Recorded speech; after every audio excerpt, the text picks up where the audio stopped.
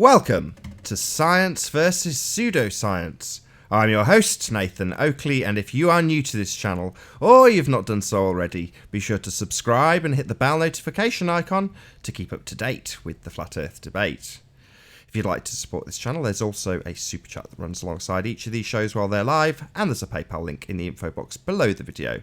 Now, I am joined by John, otherwise known as Quantum Eraser, so first and foremost, a big warm hello to you, John. How are you doing? Hey, Nathan. Wow, that was super enthusiastic. I know it was, man. I could hardly contain myself. Are the globe heads getting you down? Nah, it's just one of those blah days. Had a hard time getting motivated. Went to sleep real late last night and woke up early. I had to do both of those things, so it's just one of those blah days. All of us have experienced those. But I know you didn't, snatch me up here to talk about, my theories on motivation. Oh, I don't mind. I mean, I must admit, the conversation beforehand cheered me up on account of the fact that you pointed out the Dunning-Kruger in some of the guests we have, and maybe I give them a bit more credit than they deserve. And, having it pointed out that sometimes people are actually stupid, even though I, point out their stupidity and claim that they're stupid only to be accused of using an ad hominem attack, which in itself demonstrates stupidity. But there we go. It's one of those that I think, well, maybe I should beat myself up a bit less for being harsh on these people when they are in fact stupid. And it does get you down when you think that they're intelligent and being deceptive. So what was the term you used? I can't remember how you phrased it. Mistaking malice aforethought for ignorance. Is that right? Yeah, it's called Hanlon's razor, and it's don't attribute to malice what can be explained by pure ignorance. So I find that a lot of cases, and it's not just here with many people. It's just ignorant. There's no malice of forethought. They're not trying to be dishonest or deceitful. I'm speaking in general terms now, right? Generally, along the bell curve, that means the biggest, fattest part of that bell curve. I mean, most people are basically honest and they're good people. So it's just something to think about. You can tell really easy if somebody is intelligent, somewhat intelligent, and we can define intelligence, but I don't want to go down that road. But people know intuitively whether somebody's intentionally trying to be deceitful or just a bag of hammers. So yeah, it's Hanlon's razor. Well, maybe not. Maybe I don't understand on account of the fact that. Let's think of an example. Let's say you've got a globe head on the panel and you're talking about the scientific method, and they say you're being disingenuous because you claim that you can't use any man-made equipment in a scientific experiment. And then there's a little bit more. So then you give the explanation that it's only the dependent variable that needs to be a naturally occurring phenomena. And then they tell you that you're conflating the two issues. Now, my immediate instinct would be, you've understood my explanation.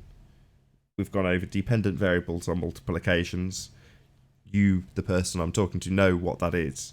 So my explanation is sound, it's been concise. Therefore, you must be deliberately trying to obfuscate and deceive by disagreeing or claiming that I'm being disingenuous. Would I be correct in my assessment?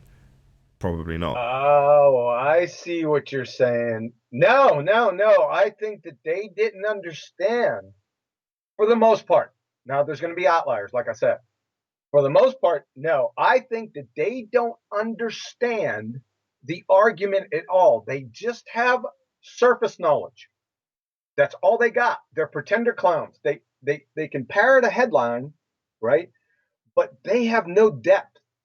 So once you get just formica deep into that subject, whatever subject that you may be talking about, as soon as you go just beneath the surface, they can't deal with that. So they'll just ignore your explanation, right? And then just go off on another tangent or just stick with their parroted narrative. Oh, you're just disingenuous. You'll see that a lot. So I think that's what it is. In other words, there's just no address because it does cause a problem, and therefore just reassert, circle jerk, however you want to phrase it. Yeah, like I said, they can't go any further into it with the scientific method. If you say dependent variable, you just went underneath the surface of the scientific method. Therefore, most of these things are are off limits to them. They can't go there. Because if you start talking about dependent variables, then that leads into independent variables, and that leads into controlled variables, and that leads into, okay, what's a hypothesis? You see where I'm going? Well, yes and no. This is a subject we've talked about at great length over the last couple of weeks, especially. And science has been hijacked. I mean, I sent out a note to everybody, including you, and Mark Sargent was good enough to read it. And the meat of it is basically that if you don't have the truth, then it's very useful to take something like science, which we were all taught at school proves things, is empirical, and dilute that down so that you can make your false claim seem credible. Now, on our side of the argument, flat earth side of the argument, we have a very, very privileged position. We've got the truth. The obvious and observable nature of our reality doesn't need scientific validation. You can use logic. You can, in most instances, especially with Ranti's photography and things of that nature, you don't even need logic. You look and you just see. And there is literally no explanation even required if you're a flat earther. Exactly. But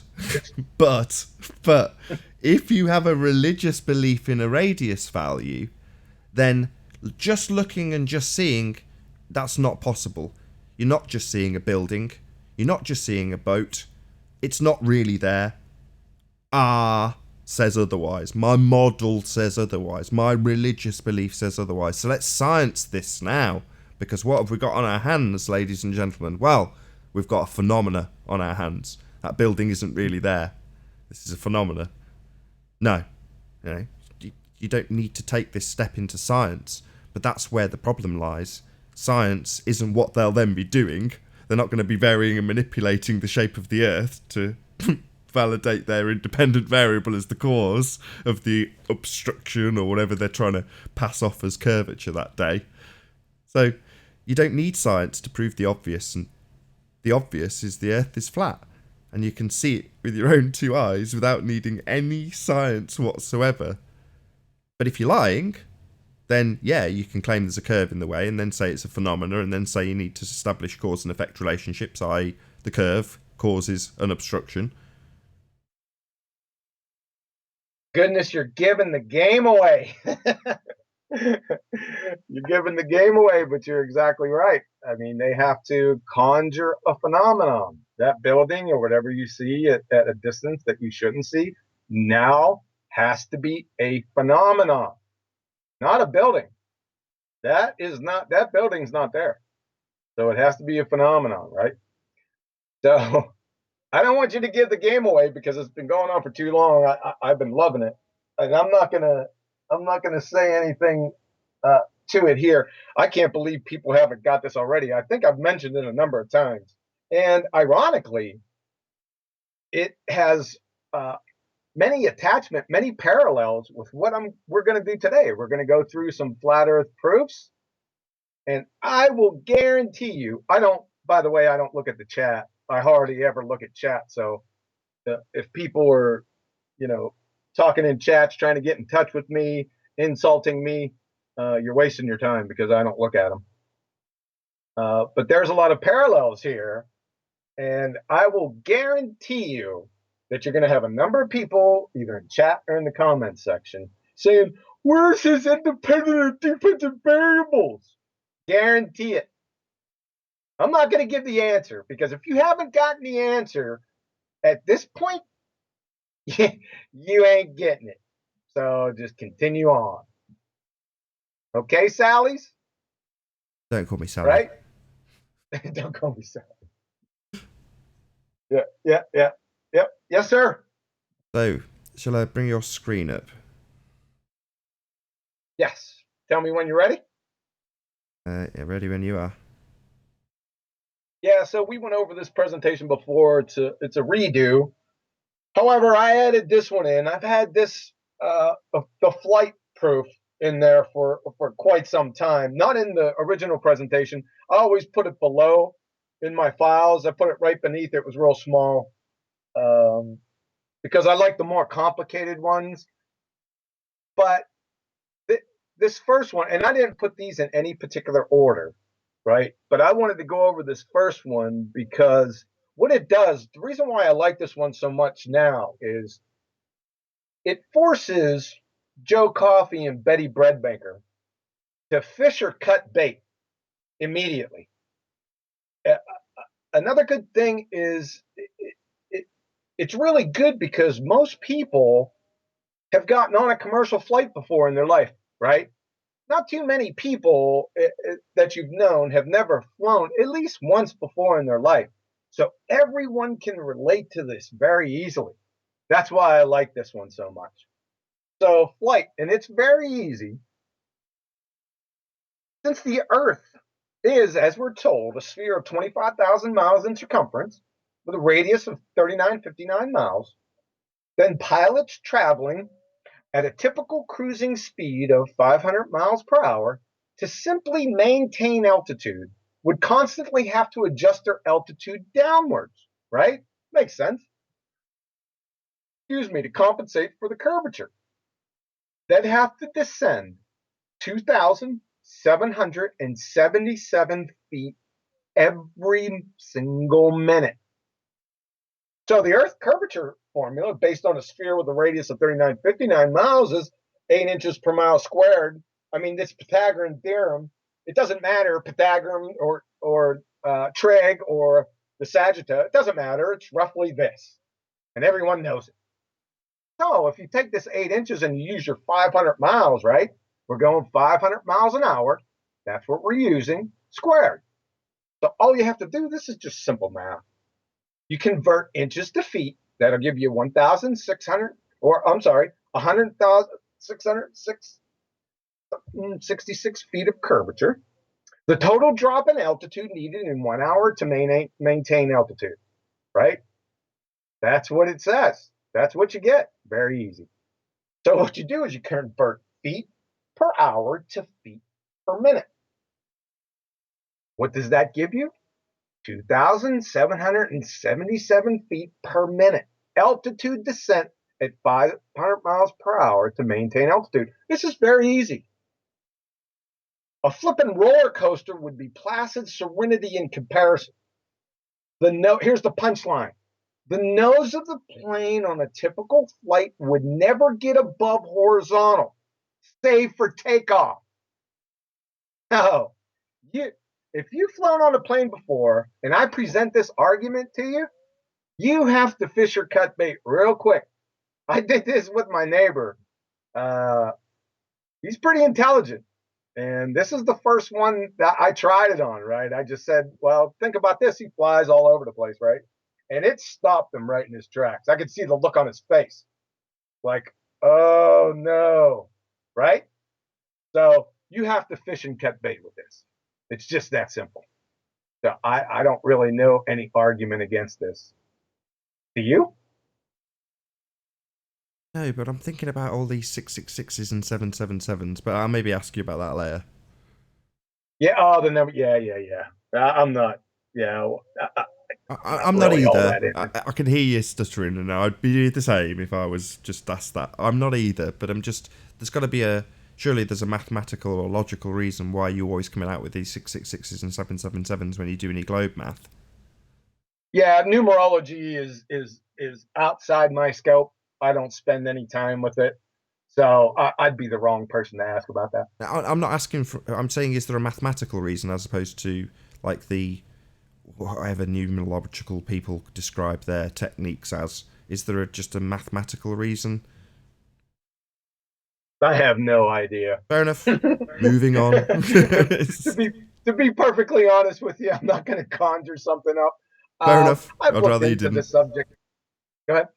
I'd rather you didn't. There's no point making it up if there's no logical or mathematical reason for why we get these reoccurring sixes and reoccurring sevens. You know, like you say, the numerology guys go nuts over it, but you know, And each their own. no, I'm not putting it. I'm not putting them down. I'm not saying I'm not. I'm remaining neutral here because I have no. It's out of my scope.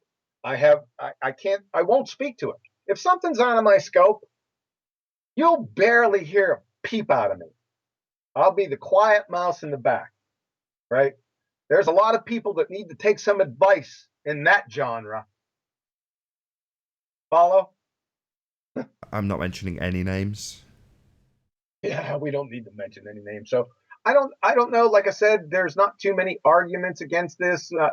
People say, well, gravity. Well, even if it existed, it doesn't preclude the fact that the nose would have to go down.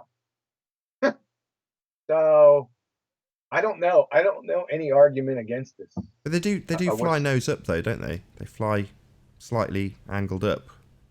Sure, the nose is slightly angled up, very slightly. And let me tell you something: if you've flown for any amount of time, if that plane drops 20 feet, you know it. If you're in the cabin, you know it, right? So we're talking 2,777 feet per minute. So I don't know how you get around this. I really don't. I'd like to hear it. Please, somebody, put the argument out there. Don't put it in chat. I guess I can look at the comments over the next couple of days. I'd like to hear it. Oh, that reminds me. Go ahead. Do you remember a guy called Gav? Maybe not. Yeah, I know Gav. Not Gav beyond the imaginary curve. Gav, a different Gav. He had a Discord server for a while. Maybe not. It doesn't matter. He did. I don't know. I think his channel for a time was called Flat Earth After Party.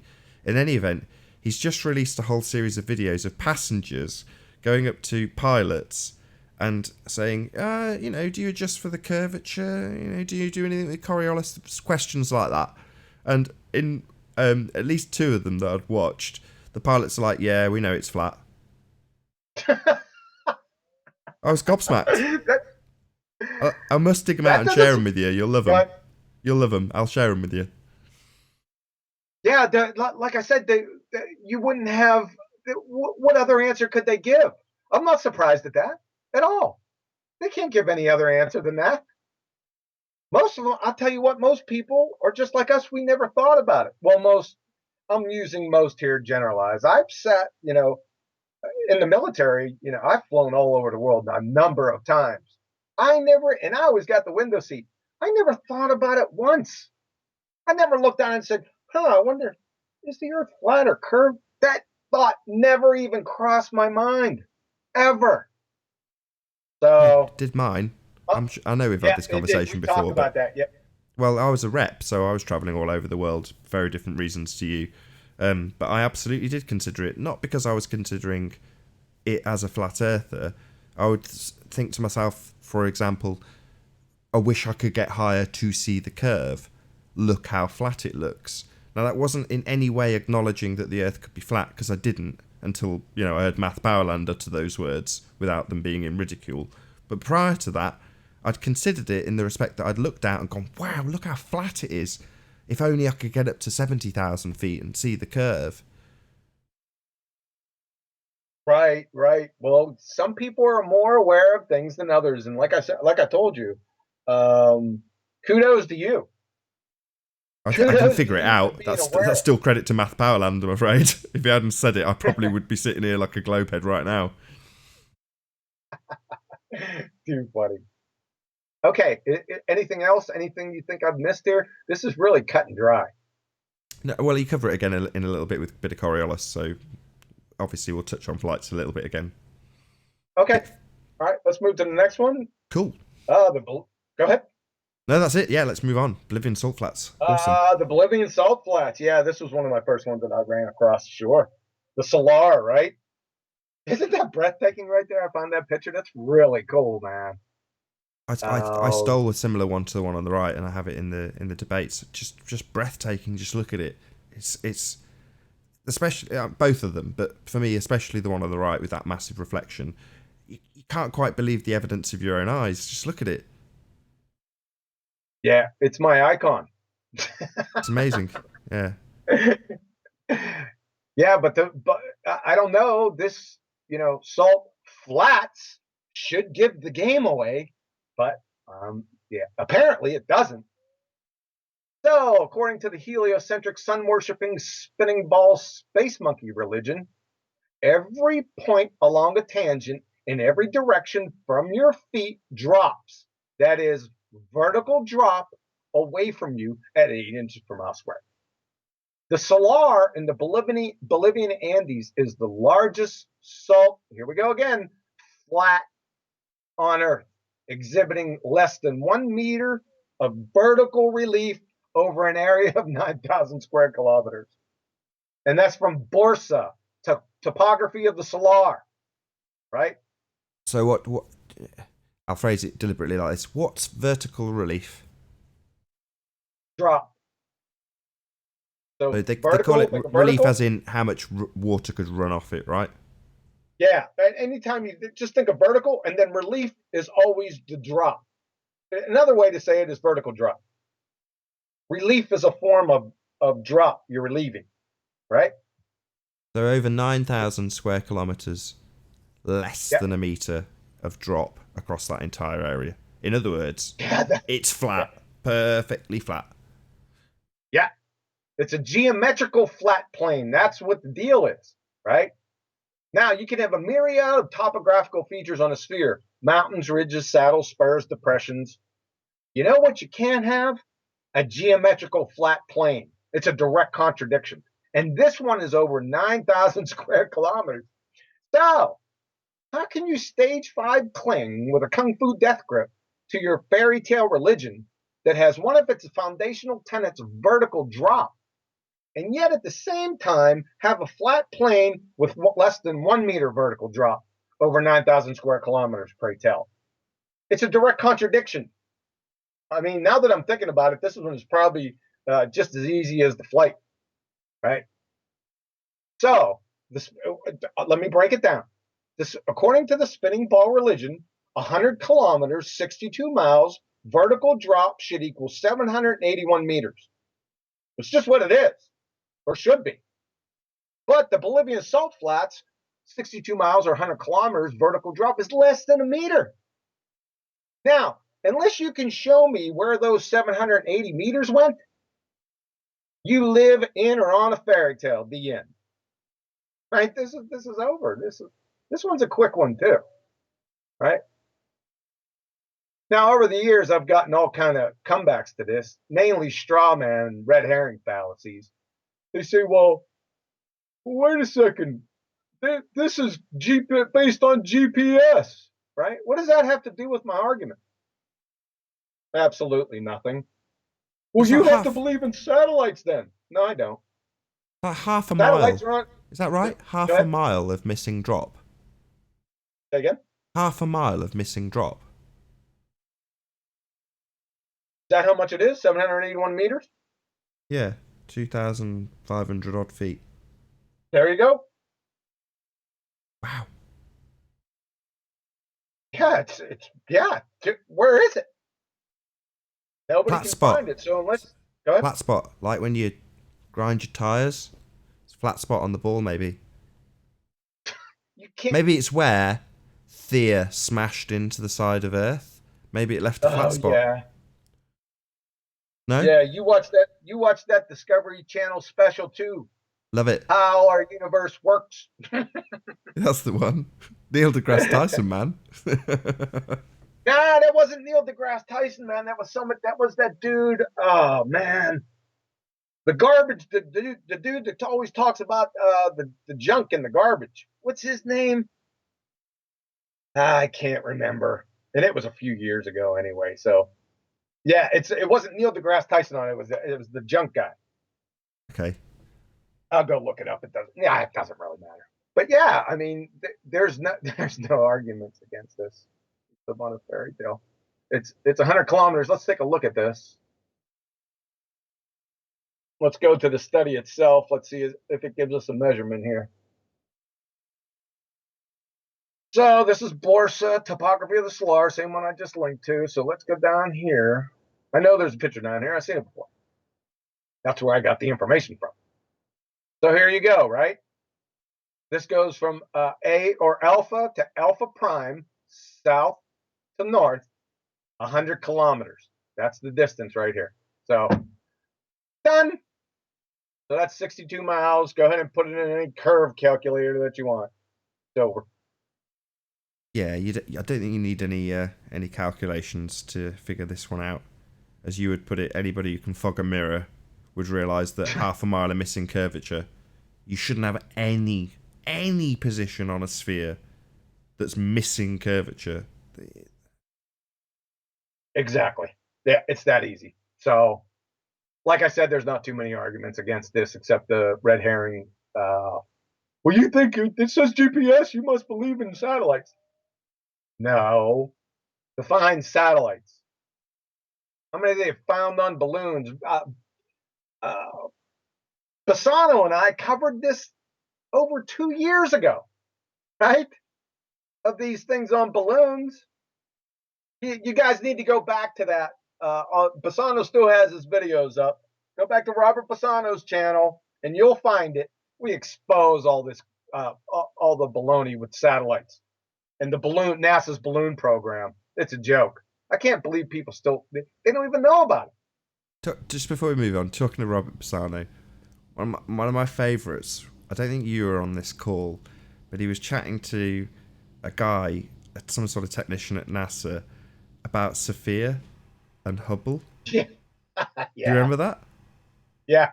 I wasn't on that call, but yeah, I remember. Well, he was, I don't know if I'd say out of character, I don't know if that's the right term. It was just so cool, calm and collected as he led this guy like a lamb to the slaughter, as just describing the orbits and describing how it should have crashed long ago based on their own mathematics.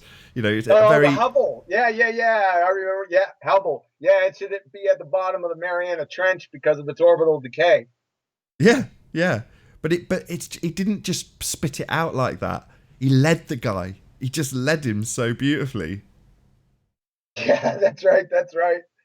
And basically, he got the guy to admit that the telescope on Sophia is Hubble. It's got the same. It was the same specs, right?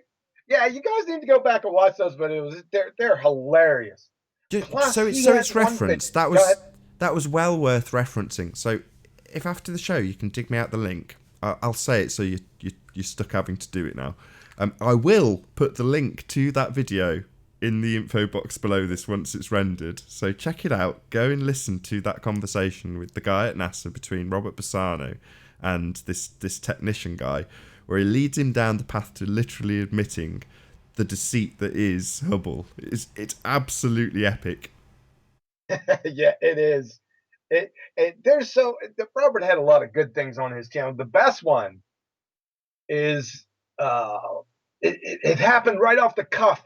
He was talking about another subject, and he was watching, I think, one of the missions to repair the Hubble, and he was talking about how the mission was never documented. He's on that, and while he's talking about that, there's a part in the video where the astronaut has a hold of Hubble, right? And nothing's moving with the Earth underneath. And the astronaut lets the Hubble go. And the Earth and the Hubble start spinning. It was absolutely classic. Robert, he wasn't ready for it. In fact, he missed it the first time. But then he rewound it and went back to say, he goes, whoa, wait a second. What did I just see? And he said, you're free. Fly away now. It's so I'm gonna find that, but I'm gonna get that one for you too. It's absolutely classic, man. It's about as contrived as the weather. It was perfect. But I'll snatch that one too. Links will be in the info box. Not now though. Nah, you know what? It might be a couple. I don't know when I'll be able to find. I'll find them though, and I'll give them to you. Okay, boy, that was a tangent there. Indeed. You're welcome, Robert. So yeah, salt flats. Earth is flat. Salt flats are flat. Flat, flat, flat. Yeah, flat. It's flat, man. So any arguments that you have against, there's no arguments against these. I'm just leading you into a bear trap, people. But there'll be plenty that fall into it. Just ridiculous arguments. Just go through the comment section after this video is over, and it's like, comedy night at the Ritz. So, we good on this one? Yeah, I think so. Okay. The next one. See, I really like this one because this sends the Baltards off the reservation. They lose their minds over this one, man. And I really like it. I like this proof. Again, it's really simple once you break it all down. So, it's the Navy's Sea Sparrow missile. And specifically, it's the Evolved Sea Sparrow missile, and it's the Block 1. Okay? The Evolved Sea Sparrow missile Block 1. Now, here's a picture of it. A couple things here that I want you guys to recognize. Number one, in my calculations below, I have this is 80 feet above sea level. Now, listen, if this contraption right here, which is the target illumination radar, we're going to get that here in a minute. If this target illumination radar is 80 feet above sea level, then I'm a mile fighter pilot, because that's not 80 feet, but I used 80 feet for the calculations below. If that, I'll tell you what, I would pretty much guess that's about 50 feet. What do you think about that, Nathan? You think I'm off the reservation with that? I've got a pretty good idea what 80 feet is and how high one of these ships are. I've seen them visually. I've been next to them when they're docked. And no, they're not the height of a cliff. Right, exactly. I'm saying 50 feet. I think that's pretty fair. Like I said below, I used the calculations of 80 feet. This isn't 80 feet above sea level. But just for the sake of the audience, so can you just circle with your cursor the target radar? Target illumination radars is this contraption down here. This is the key to the argument, not the missile. The target illumination radars, not to be confused with search radars, which are up on top of the ship, the thing spinning around. Those are search radars. This down here is the target illumination radar. This sends out a 2-degree RF pencil beam, and it has to hit or be on the target for the missile to engage. It has to paint the target. And more importantly, from 2004 until this moment and through 2020, this target illumination radar and this missile system must be on the same launch ship. Very important. They must be on the same launch ship. Sorry to interrupt again. Just for the sake of the audience, I'm going to dumb it right down.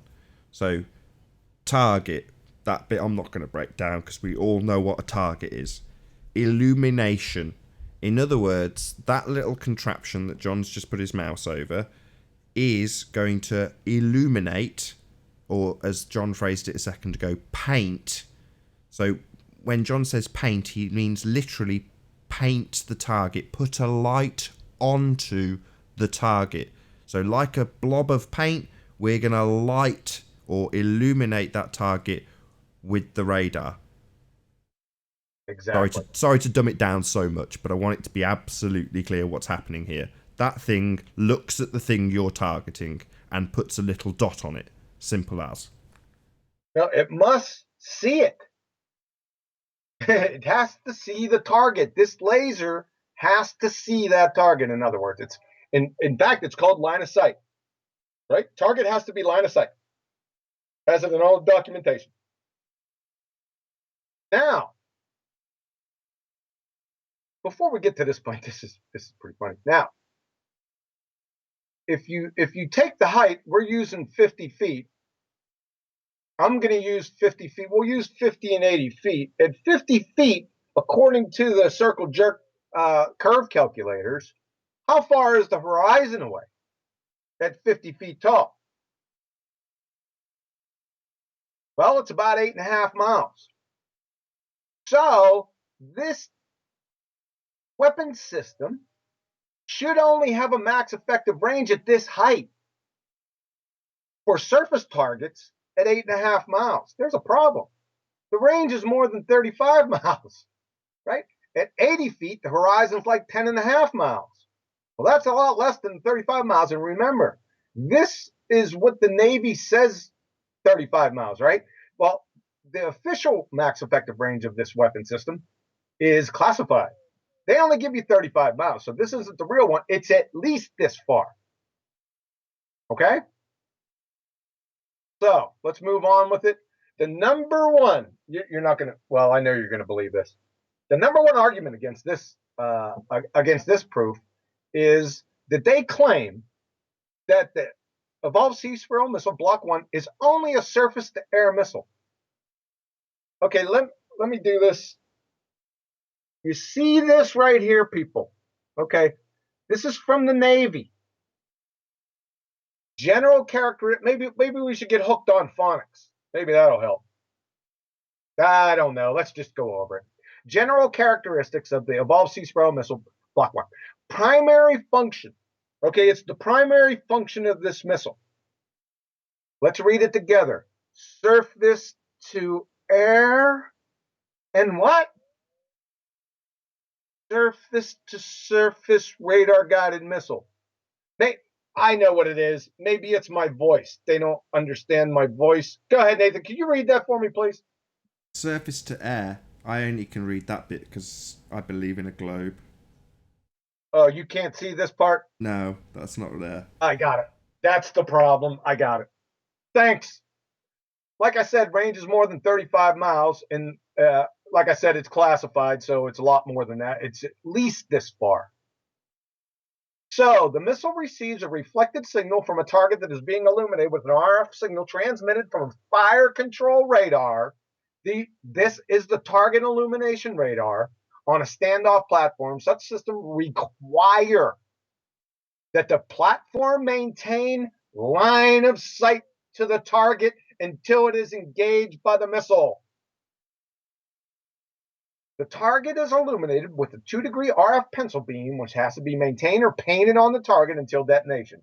At a more than generous 80 feet above sea level, the target illumination radar height, that's what we're talking about here, target illumination radar height. The target should be hidden behind 385 feet of curvature. So please explain how you can have line of sight 35 miles away on a spinning ball by showing how a 2-degree RF pencil beam can penetrate 385 feet, that's 117 meters of target hidden height, through a wall of water 24 miles in length. Like I said again, the 35 miles is lowballing. The official max effective range is classified. It's much, much greater. Before you go on, so Go you've asked the question rhetorically. So just ask it again so I can give an answer. Which question? This question up here? How can you have line of sight 35 miles away on a spinning ball by showing how a 2-degree RF pencil beam can penetrate 385 feet, that's 117 meters of target hidden height, through a wall of water 24 miles in length? You can't. That's right. It's However, impossible. In order to be able to do that, the Earth must obviously be flat. Yes, sir. Profound.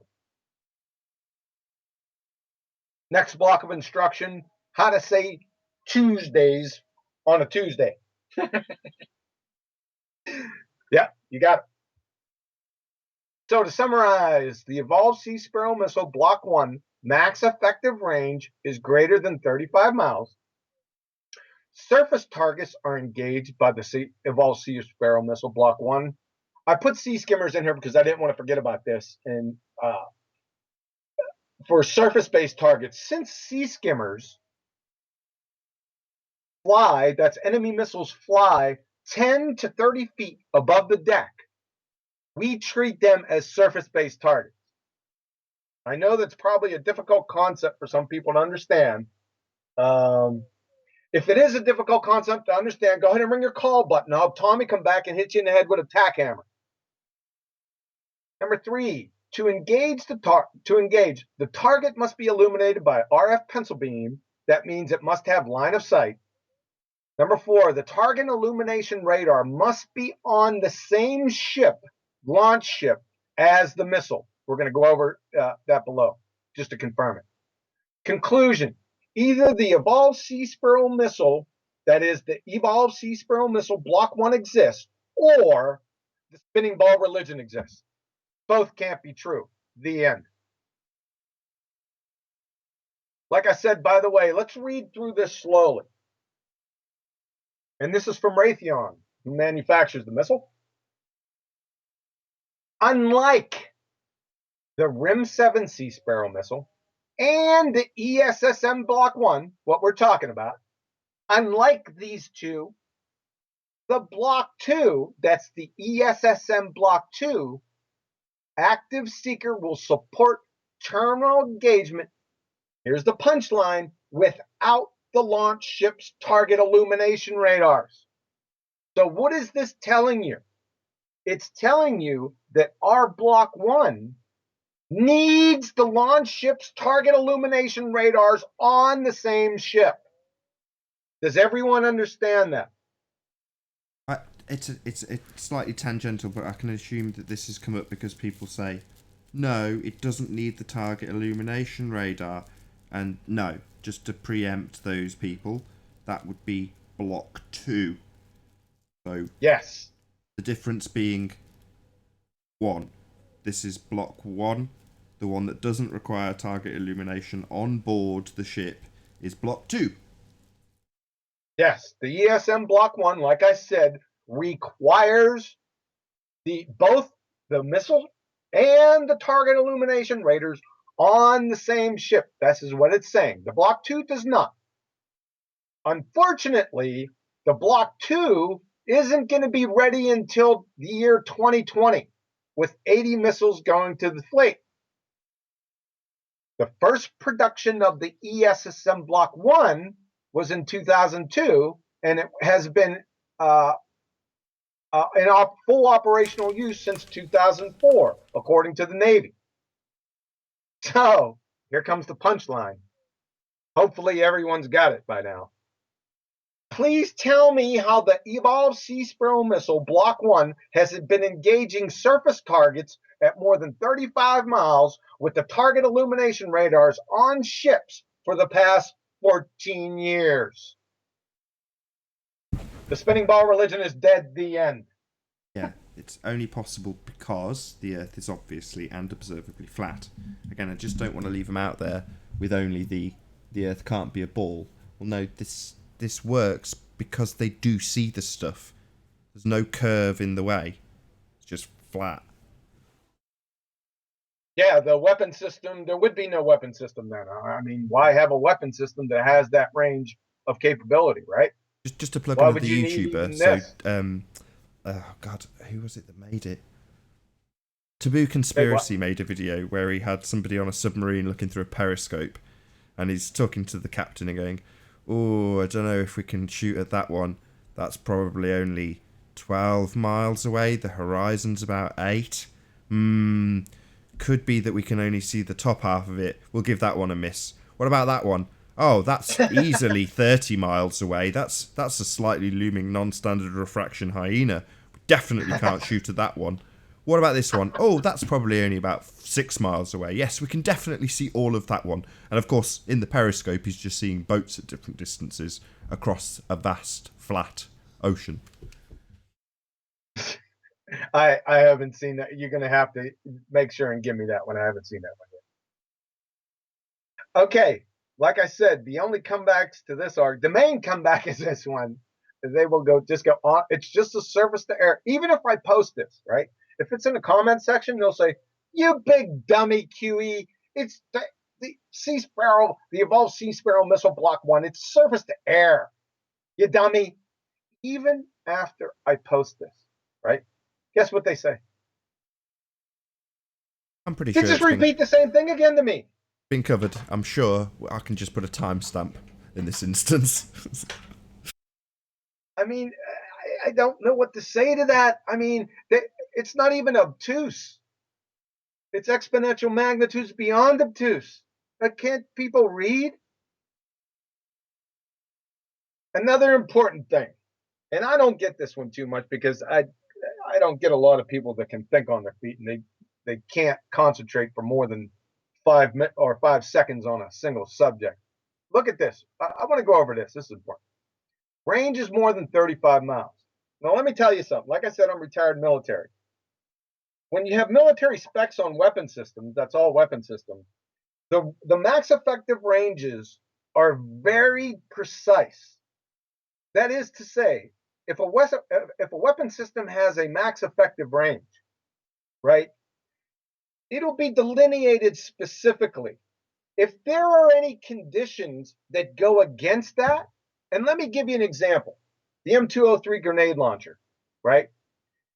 Its max effective range is based on conditions. The two conditions are area target versus a point target, 350 meters versus 150 meters. They're very specific with that.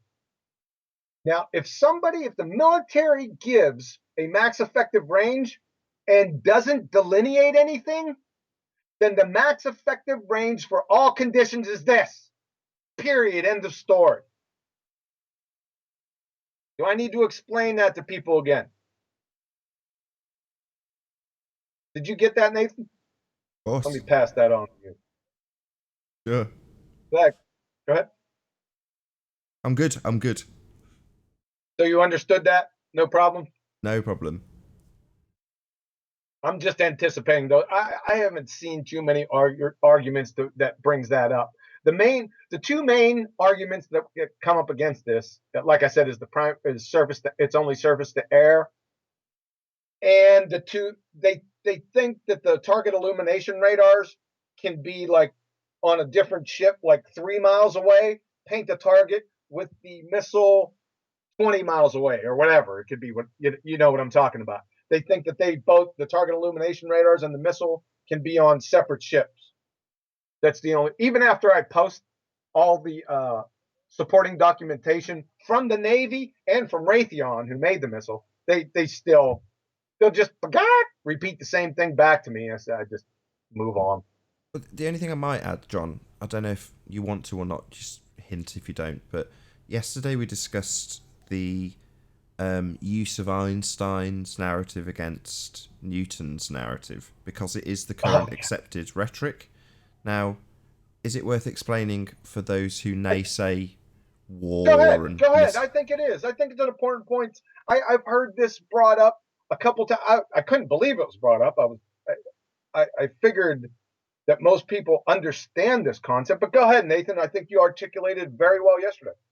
Okay, well, essentially, this is the mainstream narrative, and like any good lawyer, you will pick apart the narrative of the person you are contesting.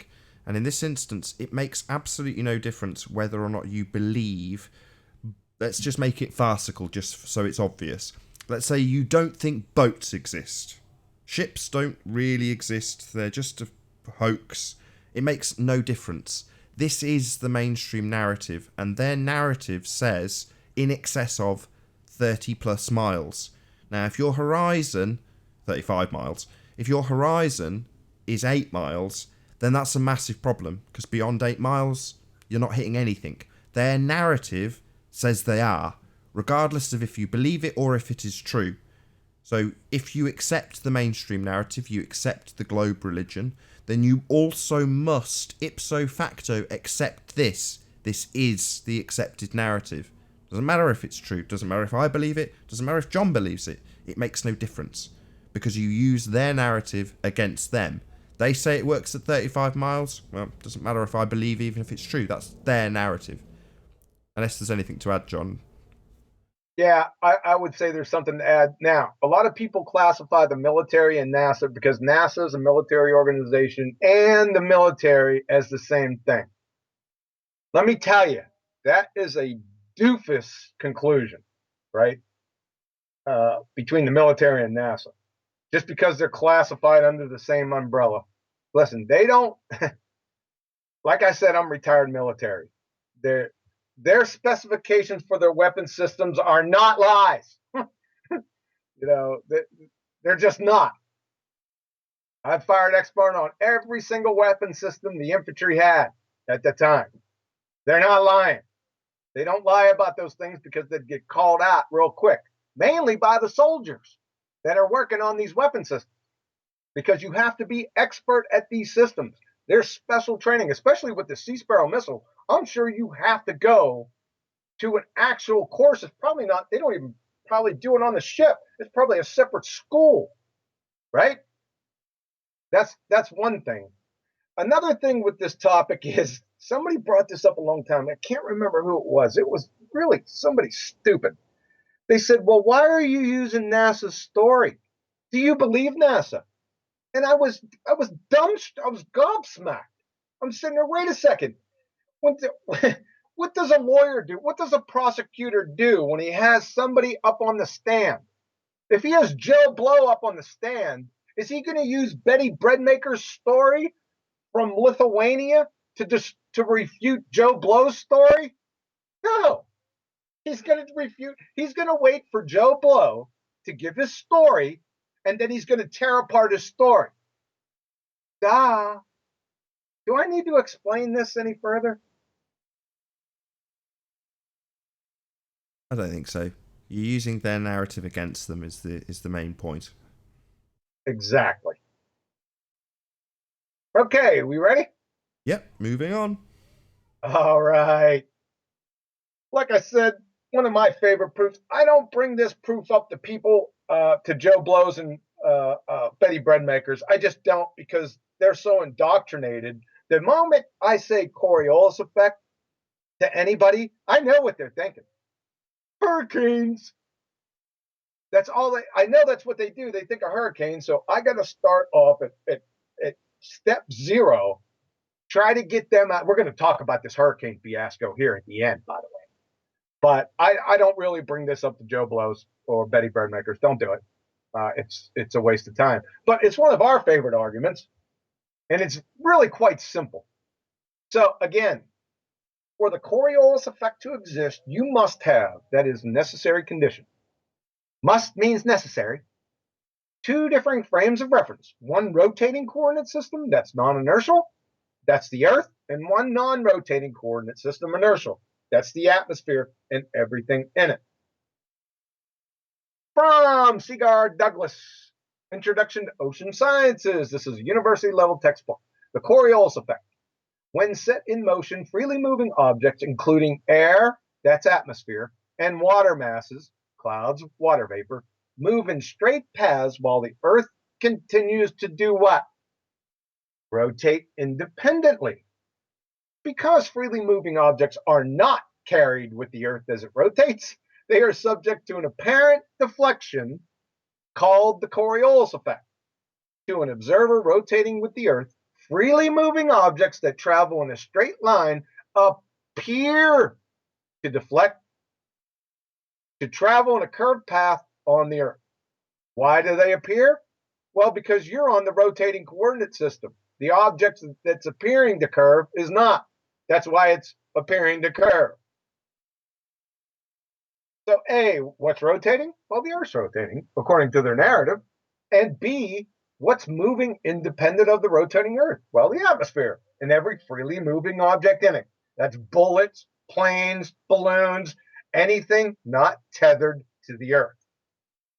Freely moving objects, like I said, are not carried with the Earth as it rotates. So, taking all that into account, if the Coriolis effect is true, and it is, see the merry-go-round and the ball. We've already done this multiple times. I've even pulled up Wiki and showed everyone this little deal right here. And you can do it on your own. Go to a playground and do it on your own. Then it's necessary conditions A and B from above. These two conditions, A, the Earth's rotating, the atmosphere isn't. It must be true. So if A and B are true, then a flight from Charlotte, North Carolina to Los Angeles nonstop traveling at 500 miles per hour airspeed, with both locations roughly at the 35th degree north latitude. That is, they're both allegedly spinning at roughly 860 miles per hour, should be approximately 1.5 hours. But it's 4.5 hours. The Charlotte to Los Angeles flight, airspeed 500 miles per hour. You take the ground speed, 500 miles per hour, plus the 860 mile per hour alleged rotation speed that's coming, that's spinning underneath you. That's 1,360 miles an hour. In other words, based on the law of non-contradiction, each, the Coriolis effect with respect to the Earth, that's very important, and the Charlotte flight at 1.5 hours are either both true or both false. The flight is most assuredly false. Therefore, the Earth is not spinning. Ergo, the spinning goes by way of the dodo bird, or you're a stationary ball geocentrist. Voila, the end. You live in a fairy tale. Have a nice day. P.S. Like I said, hurricanes. Now, I'm going to give you the perfect example of no depth, no scrutiny, no due diligence, blind Wiki Discovery Channel parroting pretender clown Muppets. But I'm before going to you give you do, this is. but before you do, Hold on. I just want to Go get ahead. everyone on the same page. So we're talking about an apparent deflection. And I'm going to hopefully get everyone to visualize this with a very simple explanation that doesn't involve somebody on a roundabout throwing the ball. So now imagine that you're on a roundabout and you're spinning around and around on the outside edge of that roundabout. And there are two friends, one at each end of the roundabout. And they, not you, are throwing the ball back and forth. So the ball is most assuredly travelling in a straight line, because if it wasn't, it wouldn't reach the hands of the person on the other side of the roundabout. So they are throwing the ball completely independently of the roundabout. The ball leaves one person's hand, travels in a straight line, and reaches the other person's hand, and then gets thrown back again. Straight line, back and forth. Now, you, the observer in this instance, are on the spinning roundabout, and you are observing the ball being passed back and forth between these two people who are not on the roundabout. And as you observe what is most definitely a straight path, what you see from your position on the roundabout appears to curve. However, it isn't actually curving, it's only an apparent deflection based on you, the observer, and your rotation on the separate reference frame. So, just to conclude, the ball travels in a straight line and only appears from your reference frame to curve, but it definitely does not curve. It's an apparent deflection. So, just to be absolutely clear, nothing is curving. The ball travels in a straight line. End of story. Sorry, John. Carry on. No, and another important point, when you said those two people on the rotating reference frame or on the roundabout, if you're on one end and the other person is on the other side and you throw that ball, you better lead them. Because if you throw it straight, guess what's going to happen? By the time that ball gets to where your friend is, your friend's not there anymore. No. And neither Sorry. are you. Maybe I wasn't clear enough. So there's three people, not two. One is on the roundabout, and two are not on the roundabout. And all the two people are doing with the ball is throwing it back and forth over the top of the roundabout, but they're throwing it to each other.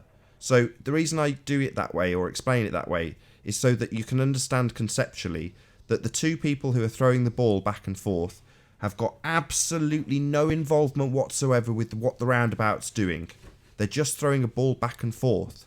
And as they do so, in order for them to catch it, it must be travelling in a straight line and is travelling in a straight line.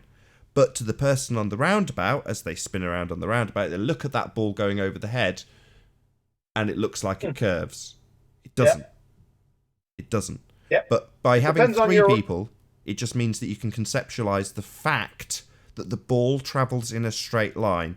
The Coriolis effect is the apparent deflection. So the ball doesn't actually curve, nothing's actually curving, everything's going straight.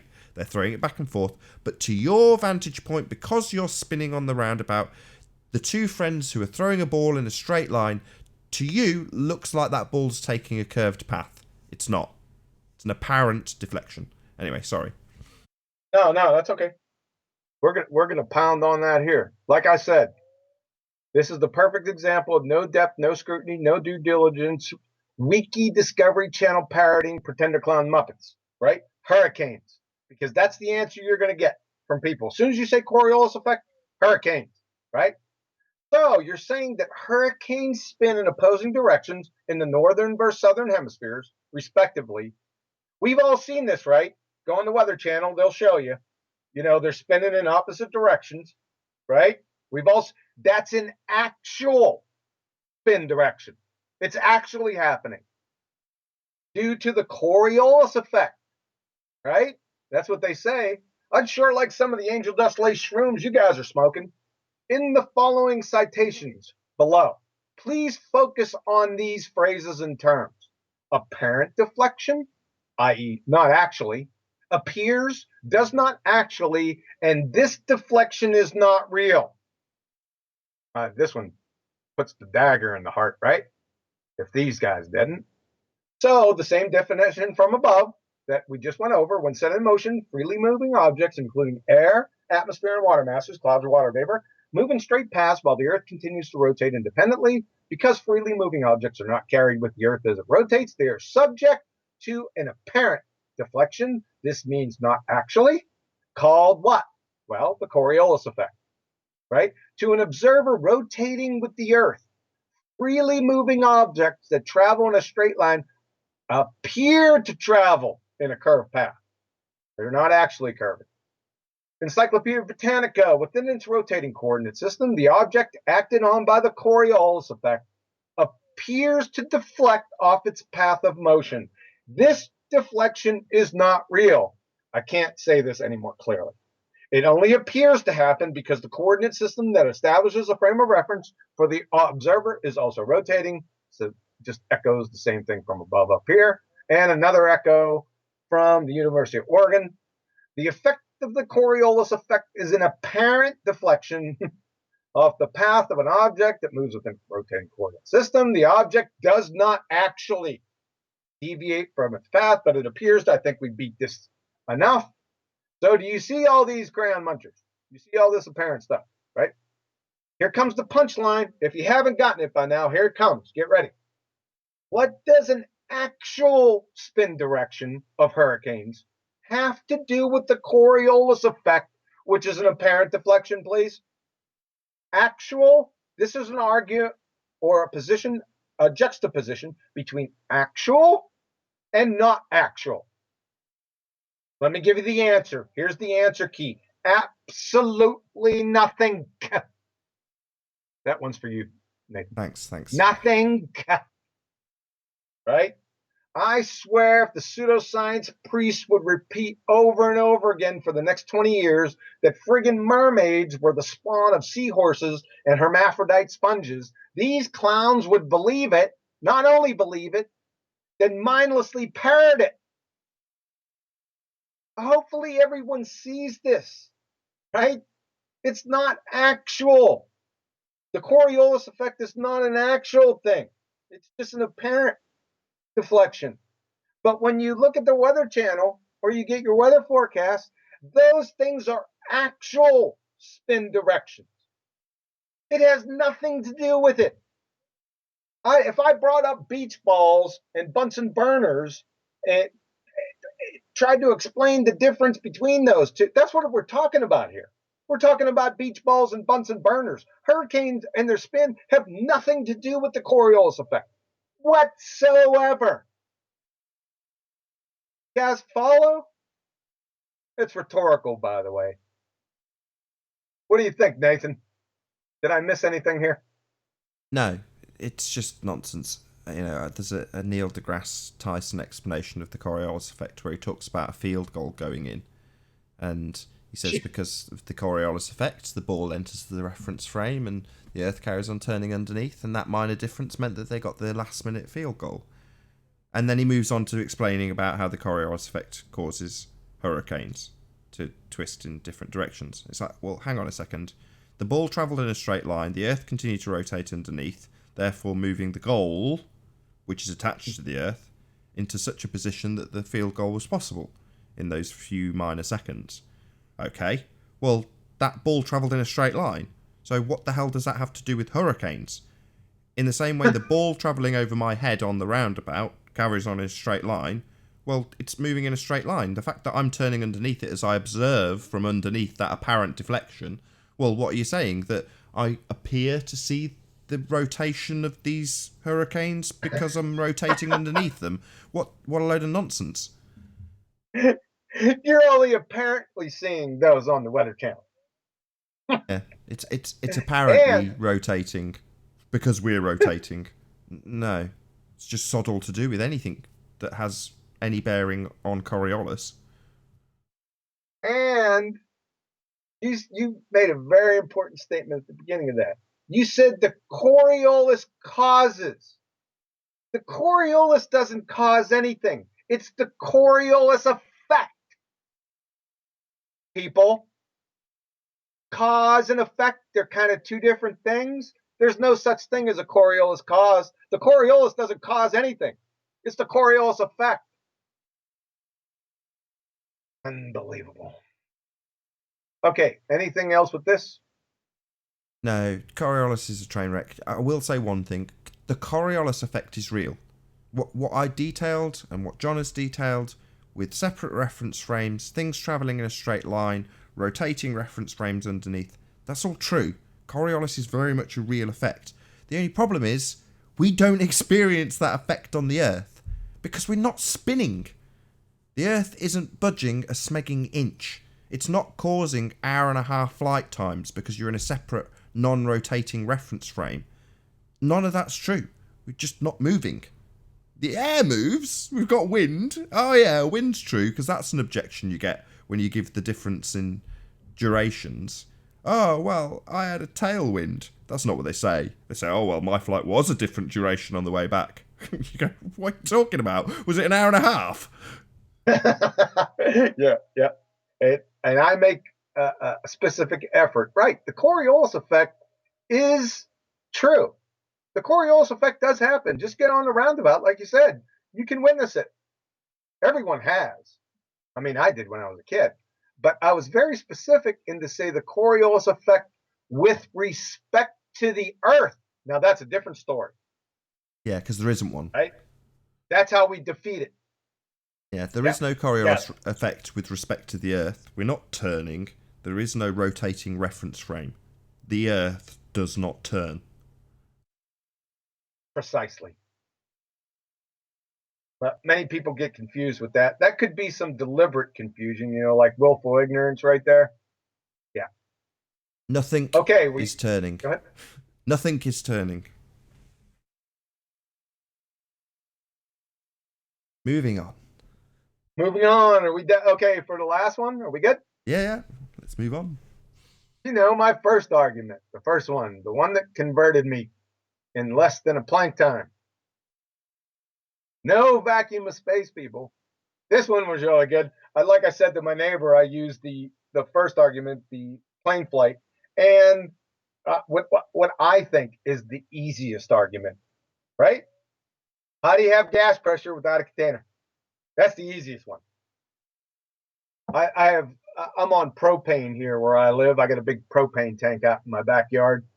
I thoroughly enjoy hearing the truck pull up to fill up my propane tank because it gives me an opportunity to sashay my way outside and talk to the guys that are filling up my propane tank.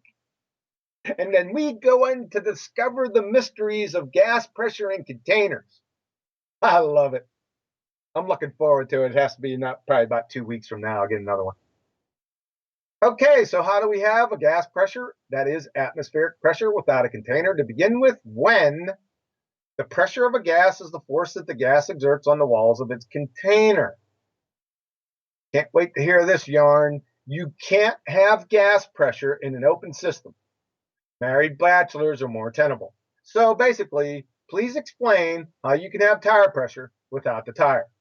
That's what you're going to have to do. And I love seeing the shucking and jiving. It's almost like the evolutionary Texas two-step when you get globetards with this, right? They're all over the place, boy. This sends them off the reservation. Number two, how can you have a vacuum that is outer space attached to a non-vacuum Earth without a physical barrier in the same system simultaneously without bludgeoning to a bloody pulp? The laws of entropy, that is the second law of thermodynamics. Hey, in other words, how are you still breathing and adhering to your fairy tale religion both at the same time? Then define the law of non-contradiction for us. C, then please list each fairy tale associated with the outer space narrative that gets taken out back to the woodshed and bludgeoned senseless as a result of the fairy tale vacuum of space vaporizing. Number three, this is kind of fun. How in the world did the Earth form an atmosphere at all in a vacuum from a big bang? Have you ever heard nature abhors a vacuum by chance? Why do you think that is?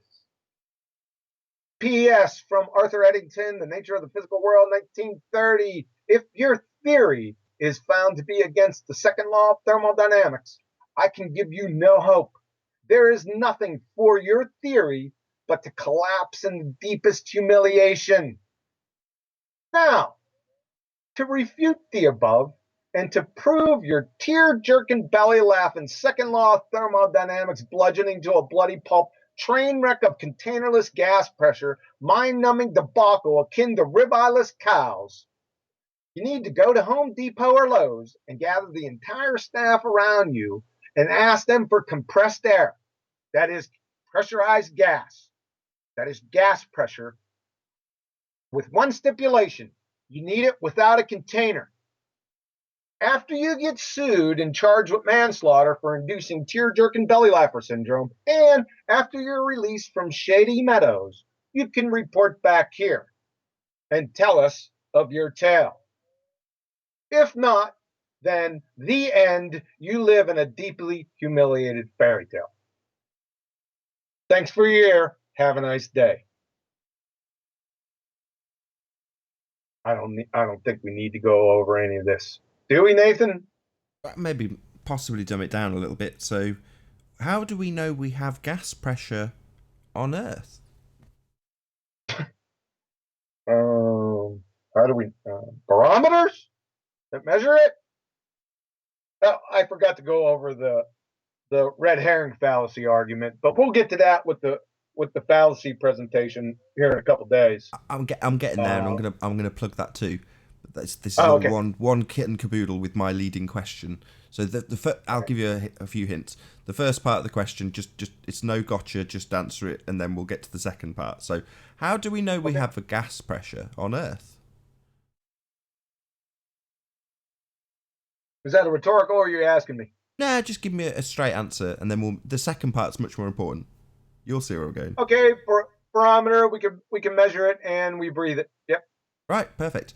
How do we know we've got a vacuum as asserted by globeheads? Space. How do we know that's real? Well, to have gas pressure, it's a necessary antecedent consequent game. That means you have to have a container first before you have gas pressure. In other words, it's like a cow and a ribeye. Before you can have a ribeye, the consequent, you got to have the cow, the necessary antecedent. You're never going to have a ribeye without a cow existing. So if somebody slaps a ribeye down on my plate, right, I never have to see a cow or had seen a cow in my entire life. I don't ever have to see it. I've never been on a farm, no pictures, no nothing. All I have to know is that ribeyes come from cows. So the evidence for the container is the air pressure itself, or the evidence for the cow is the ribeye itself. The necessary antecedent is the cow, the consequent is the ribeye. The necessary antecedent for gas pressure is a container, the consequent is gas pressure. It's just that simple. But that still doesn't. That leaves me with a big problem, though, because how can you have space? They say space is real. Number one, who are they in space? Well, we're not talking about what is space. We got to make sure you're very specific in what you're talking about, because space, like the space between people or buildings or whatever, space exists. It's that thing, that medium between us. Okay. This The this vast specific. majority of what they tell us, if I crick my head and look up at the stars, the place that they are asserted to reside is called outer space and is also asserted to be a vacuum. But given that the necessary antecedent to have the gas pressure that we breathe is a container, how can you have outer space? Well, you can have space between you and whatever you're looking at. However, there is no vacuum of space. That's the key point of the argument. But satellites are in the vacuum and spaceships are in the vacuum and they're traveling to... No, they're not. No, they're not. Not according to their narrative, or not, because it has to follow the narrative. It's just like, I think I used the example of mahi mahi, right? If mahi mahi can only exist in the ocean, that's seawater, then if you try to prove that mahi mahi exists to me with anything, I don't care what you do. But if it's already established that mahi mahi live in the ocean, seawater, well, if I disprove the existence of that medium, then I don't have to go down the route of trying to disprove mahi mahi. I just pummel the medium that doesn't exist. Okay. Follow? Yeah, okay, using water though. So if I just change your analogy slightly. So if I assert it, there is a certain fish that lives in a region in Africa in a special medium called liquid wood. And it's wood that's actually liquid and it's home to the mahi mahi. So, yeah. Now, at that point, you've got a couple of choices. Do you A, try and figure out if the anatomy presented on a diagram of the mahi mahi fish is accurate, or do you debunk that there's not liquid wood, therefore debunking the mahi mahi out of hand without you having to analyse anything about it? I go after the rate limiting step where it exists. It's medium. I pummel that liquid cardboard. Right. And in this case, the analogy is it's analogous to the vacuum of space. You can't have a vacuum of space, and that is where it is asserted that many of the heliocentric proving things that fall around sphere Earths reside outer space. Shame, really, because it's not possible. It defies the second law of thermodynamics. You can't have gas pressure without a container. Yeah, exactly. Another one I use is Humpty Dumpty. Right? If before you spin your yarn on Humpty Dumpty, you let it be known that all anyone has ever known was pure anarchy. And you start your story with Humpty Dumpty sat on a wall and all the king's horses and all. Oh, wait a second. Did you say all the king's horses? Yeah. Well, that's a contradiction because you said that all we've ever known was anarchy. So I don't need to disprove Humpty Dumpty. You just contradicted yourself. The whole story is a friggin' fabrication. Follow? Yeah, new one on me, I like it. Yeah, I used to use that one a long time ago. It's easier for some people, but yeah. This is a second law of thermodynamics violation. It's really right in your face. You can't get around this one. You can't get around any of them, but this one really puts the screws to you. So what do they say? As soon as you say, how do you have a gas pressure without a container? Well, then they read Herring Fallacy and say, how do you have gas pressure gradients? Nice. That's a nice fallacy. Do you want to answer my question? Because I got the answer to the second question. You're not answering the question. You're not answering the argument. I got that answer, by the way. So right after you answer that first question and make sure you're within the laws of, within the second law of thermodynamics boundaries, right? I'll give you the answer to gas pressure gradients in a closed system, because that's what you have to have. You have to have a closed system to have gas pressure. Period. End of story. So that would be classified as a straw man, not to be confused with a red herring. Can you give us just a little taster of that? Because I know we're going to be doing it next week sometime.